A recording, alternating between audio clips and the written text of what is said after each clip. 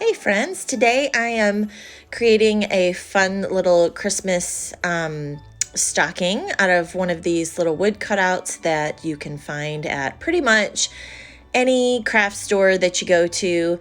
They're easy to craft with, which is why I just love them. So I'm going to paint this red with just some acrylic paint. I'm not going to paint the top because I'm going to add some fun little faux fur at the top to make it look a little more festive. So I'm going to make sure that it's totally dry. You can see that I actually painted two of them because I'm creating two different ones. But once that's dry, I'm going to add this fun patterned background transfer with white chalk paste. I just love white chalk paste on red paint. It just pops and it's so much fun. And again, I'm not worrying about the top of the stocking because I'm going to do something different there. So you can see this fun faux fur that I'm going to add to the top. So I just outline it and cut it out. Now, a little trick when you're cutting out this faux fur, don't just cut the whole thing. You want to slide your scissors up under that little back, the little backing of the fabric, and that helps keep you from having a whole bunch of fur getting all over your workspace. Plus, once you're done, you still have all those fun little shaggy pieces hanging down, so you don't want to cut those.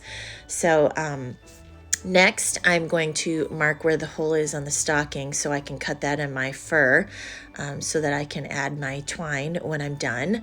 And then I'm just going to add some hot glue to put that fur right on top, right there. And I'm going to use my little paintbrush to make sure I line the holes up with the fur and the stocking. So then I'm just gonna add some more hot glue around the edge, and that looks so cute. I just love that. How fun. But we can't just leave it like that, right? So once I add my twine back in there, and again, I'm gonna use my paintbrush to kind of help push that twine through all that fuzzy fur on the top of that stocking, I'm gonna add a fun little chalkboard tag, of course, right?